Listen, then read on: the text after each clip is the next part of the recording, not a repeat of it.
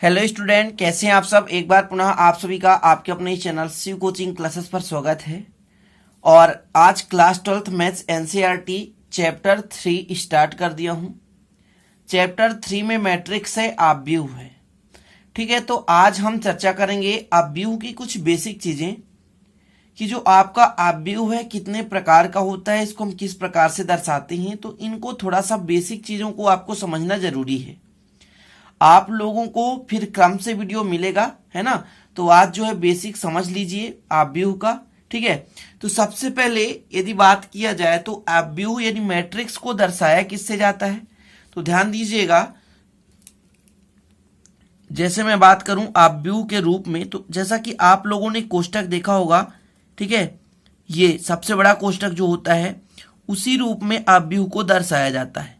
ठीक है, ये संकेत है, इसमें हम अपव्यूह की रचना कर सकते हैं। अब अपव्यूह में दो चीज होती हैं, एक तो पंक्ति और एक तो कॉलम, अर्थात रो और कॉलम। जो क्षैतिज रेखा होता है, ये जो क्षैतिज रेखा है इसे हम कहते हैं पंक्ति। इसे हम कहते हैं पंक्ति, कितने भी हो सकते हैं, 3 4 5 6 कुछ भी हो सकता है। ठीक है, 2 1 कुछ भी हो सकता है। और जो ऊर्ध्वाधर खाने होते हैं, जो ऊर्ध्वाधर खाने ऊपर से नीचे की, ठीक है, तो इन्हें हम कहते हैं क्या, तो इन्हें कहते हैं हम कॉलम अर्थात स्तंभ। तो जो आपका अपव्यूह है दो चीजों से मिलकर बना हुआ है।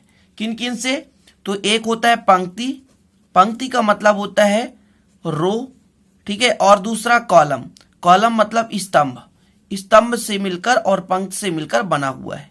तो दो चीज आपको याद रखना है कि जो आपका मैट्रिक्स यानी जो अपव्यूह है तो वो किससे किससे मिलकर बना हुआ है, पंक्ति और स्तंभ से मिलकर बना हुआ है। तो यदि आपसे कोई पूछ देता है पंक्ति किसे कहते हैं, तो ध्यान रखिएगा जो आपका क्षैतिज रेखा है, ठीक है ना, क्षैतिज रेखा जो मैंने बताया, उन क्षैतिज रेखाओं को हम क्या कहते हैं स्टूडेंट, उसे हम कहते हैं पंक्ति रो कहते हैं। ठीक है, और जो ऊर्ध्वाधर रेखाएं हैं, जो ऊर्ध्वाधर के रूप में प्रदर्शित रहेंगे, उन्हें हम कहेंगे क्या, कॉलम कहेंगे। जैसे एक अपव्यूह का रूप हम बनाना चाहें तो यहां पर लिख सकते हैं, जैसे देखिए 1 2 3 4 5 6 7 और 8 9, ये आपका अपव्यूह बन चुका है। तो इसमें आपको दिखेगा 3 पंक्ति, है ना, और जो आपका 3 स्तंभ दिखेगा, देख सकते हैं 3 स्तंभ दिख रहा है। कुल मिलाकर के स्तंभ और जो आपका पंक्ति है, इन दोनों को मिलाने से आपका क्या बनता है, तो अपव्यूह बनता है, मैट्रिक्स बनता है।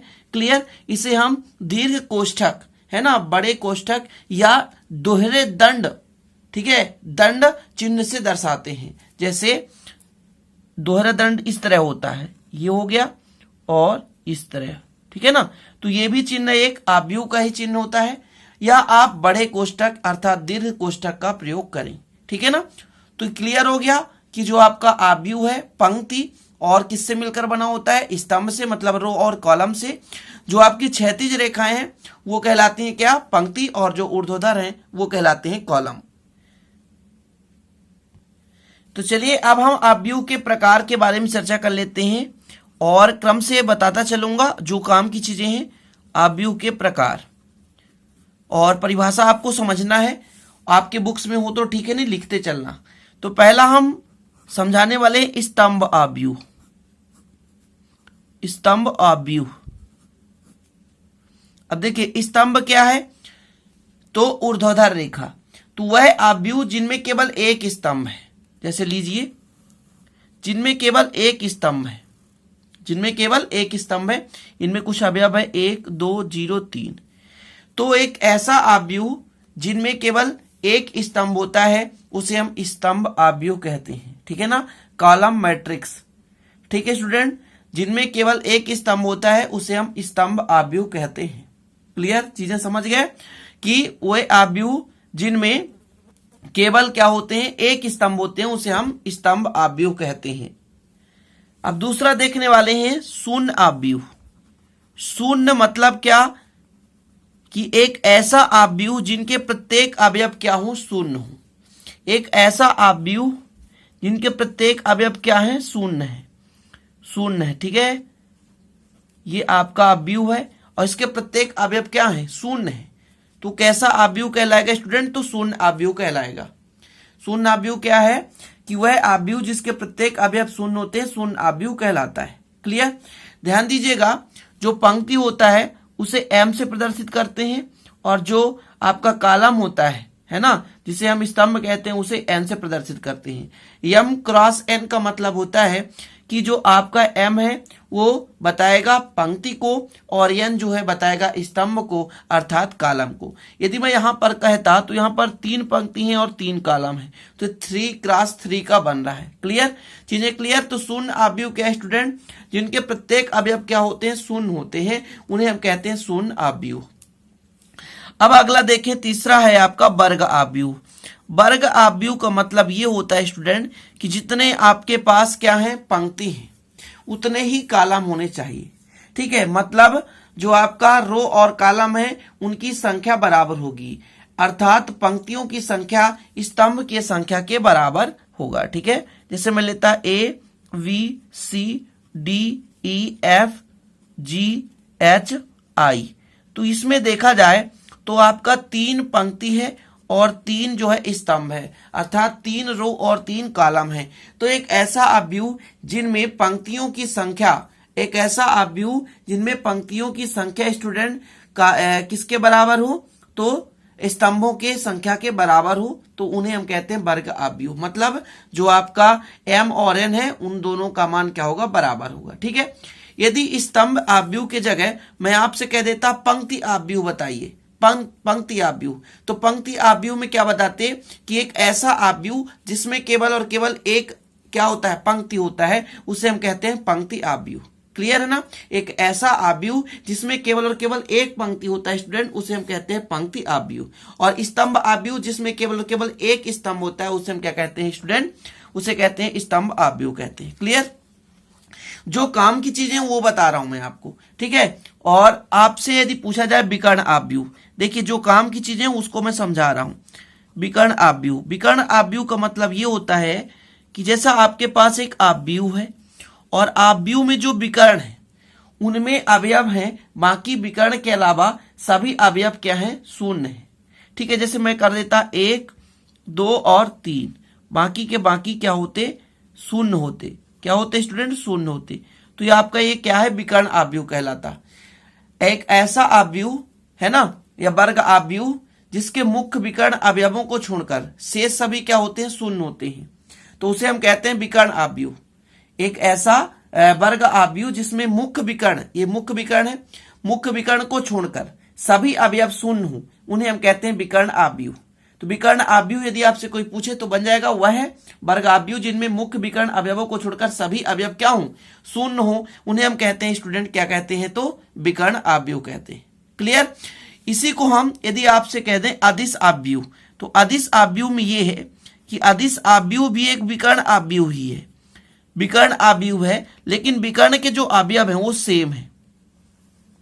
जैसे मैं कर देता 4 0 0 0 4 0 0 0 4, तो इस पे जो विकर्ण है ये जो 4 4 है वो सेम है, तो विकर्ण आव्यूह ही है। एक ऐसा विकर्ण आव्यूह जिसके मुख्य विकर्ण अवयव समान हो तथा शेष सभी अवयव क्या हो? शून्य हो, तो उसे हम कहते हैं अदिश आव्यूह। क्या कहते हैं? अदिश आव्यूह। अदिश आव्यूह में जो विकर्ण है उनके जो अवयव हैं वो सभी के सभी क्या है? सेम है। जो भी अवयव होंगे वो क्या कहलाएंगे? सेम कहलाएंगे। ठीक है, अब चलिए देखते हैं क्षैतिज आव्यूह।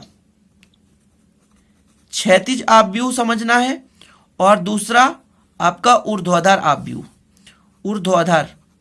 ऊर्ध्वाधर आव्यूह।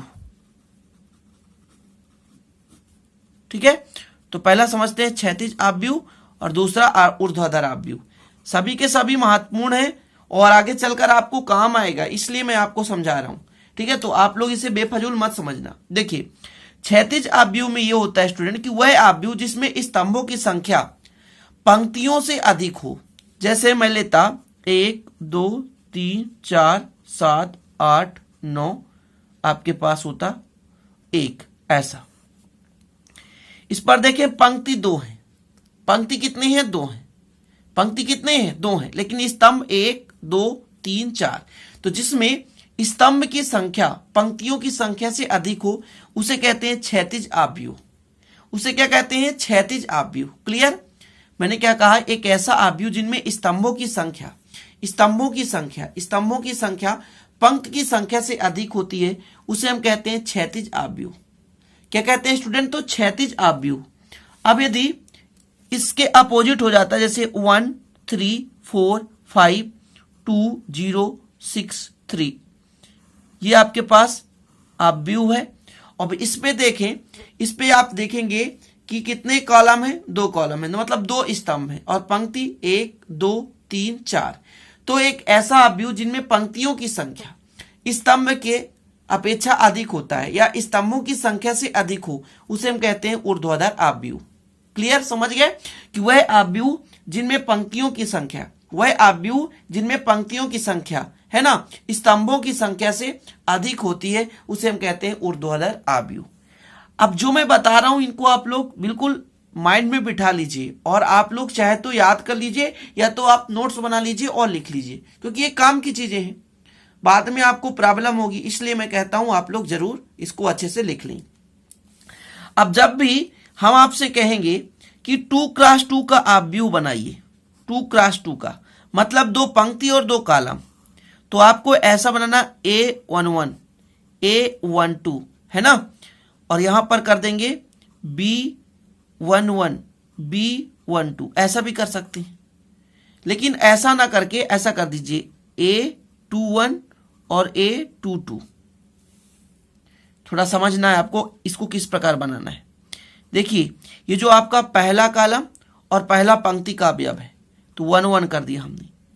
ये आपका जो पहला पंक्ति तो है लेकिन कॉलम दूसरा है, यहां पर हमने किया A2 दूसरा पंक्ति लेकिन पहला कॉलम का है, और ये दूसरा पंक्ति और दूसरा कॉलम का है। तो इस प्रकार से 2x2 का आव्यूह आप बना सकते हैं। ठीक है स्टूडेंट, ध्यान रखिएगा।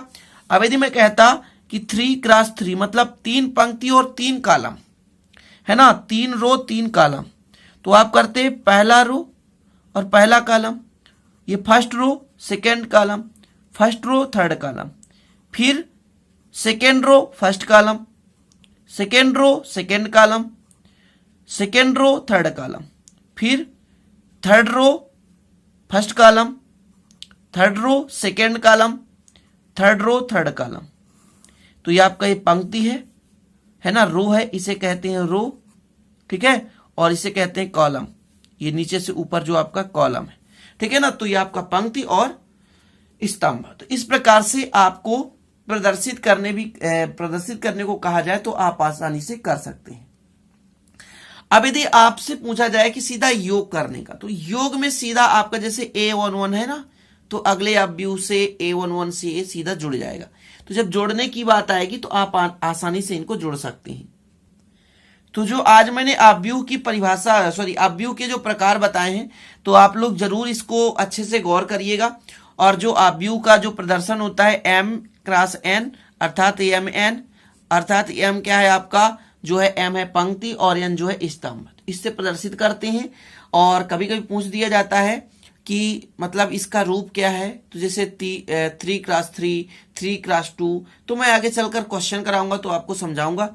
तो आज जो आव्यूह का कुछ बेसिक चीज है आप लोग तैयार कर लीजिए, आशा करता हूं आप लोग तैयार कर लेंगे, और कुछ जो भी बेसिक रहेगा वो क्वेश्चन के साथ कराता चलूंगा। ठीक है स्टूडेंट, तो फिर चलते हैं। अच्छा लगे तो लाइक जरूर कर दीजिए, दोस्तों के साथ शेयर कर दीजिए, नए चैनल को सब्सक्राइब कर बेल आइकन प्रेस कर लेना ताकि इसी प्रकार की वीडियो का नोटिफिकेशन आपको मिलता रहे। मिलते अगले वीडियो नए टॉपिक के साथ, तब तक के लिए जय हिंद, वंदे मातरम।